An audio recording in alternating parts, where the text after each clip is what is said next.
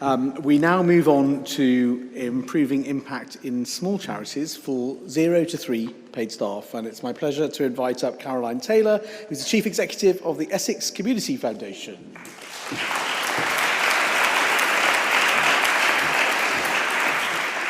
Thanks, Deepak. I'm just so excited to be here this evening. I don't think I've presented an award before, so this is a first for me. So thank you for inviting me, Dan. And I really love to celebrate all things governance, something which I'm very passionate about as a funder of small, local and very impactful organisations. So I have great pleasure this evening in presenting the award for improving impact in small charities, which are those with up to 3 paid members of staff. And the award is for charities that can demonstrate how the board has contributed towards the increase of its impact across all of its work, its cause, its mission and its values. And similarly to the other judges here this evening, it was a tough discussion. And I was well supported with my fellow judges, who I'd like to thank, Tom Lawson from Turn to Us, who unfortunately isn't here this evening, and Tessie Akpeki, a consultant with Bates, Wells and Braithwaite. I don't know whether Tessie's here this evening. No, but a governance guru, and I would like to have met her, but unfortunately I haven't. But we were equally all very inspired by the entries, and so really our sincere thanks and well done to all the applicants, because you presented your work so passionately and thoughtfully. So, the shortlisted charities in alphabetical order are the Edinburgh School Uniform Bank, Ocean Stars Trust, and the RSPCA London East. So, Edinburgh School Uniform Bank, as the name suggests, provides school uniforms to children, but they know that a school uniform is not just a bag of clothes.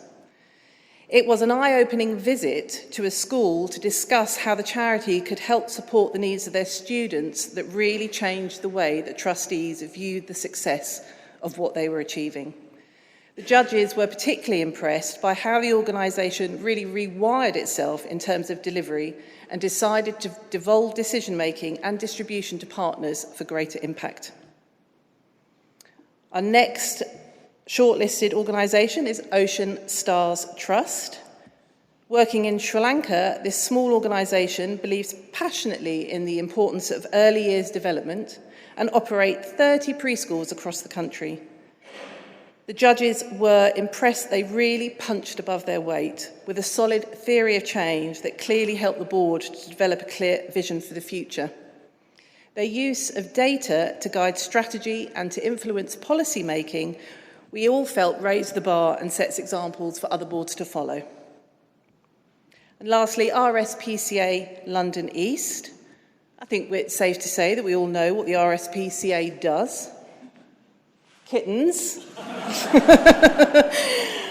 But I think we can all also appreciate that sometimes small organisations working in the same name as a large national charity can be challenged by that brand.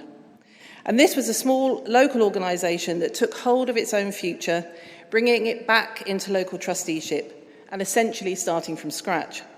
The judges agreed that it was a great example of the turnaround an organisation can make. And we felt that the shift in their governance from the national board to a local trusteeship was really a bold move, and one that has clearly paid off and helped and enabled them to expand and improve their work and help more kittens. Well done. So announcing the winning charity, the judges were particularly impressed with this organisation's ability to use data and stories to improve how they delivered their services. The board showed real courage in how they prioritised the needs of their children and families over the need to carry on delivering their services in a very familiar way. We all agreed that it was a charity where the trustees got out of their own way. So I'm delighted to announce that the winner of this category is the Edinburgh School Uniform Bank.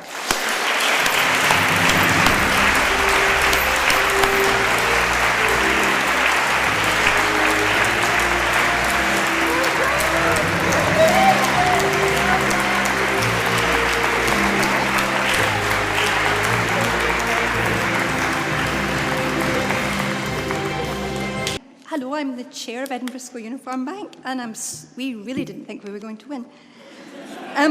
But I said to our young volunteer, you better be prepared.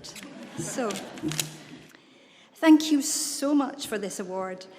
We didn't expect to win, and not because our work doesn't deserve recognition, but because funders and politicians don't value what uniforms banks do every day across the UK.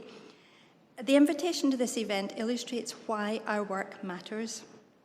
Dress code, business attire. What would that requirement mean for a nominee who doesn't have business attire and who has no means of buying an outfit for tonight's event? What would happen is that they would feel unable to attend the event out of a sense of shame or embarrassment. Clothing really matters. It's a marker of status. Children and young people who do not have suitable school clothing simply stop going to school. Our work improves attendance and self-esteem and contributes towards the closing of the academic attainment gap between children living in more or less affluent circumstances. It's particularly meaningful for us to receive an award sponsored by the Cloth Workers Company, given the importance of textiles in our work. Thank you for having a category for charities such as ourselves. Running a charity of this size has particular challenges, with a disproportionate burden falling on trustees. This acknowledgement of how hard we all work to do the right thing for our beneficiaries is important to all three nominees. We will treasure this award and will spend the prize money rolling out our pilot project to many more schools. Thank you for helping turn our strategy ambitions into tangible projects. Thank you.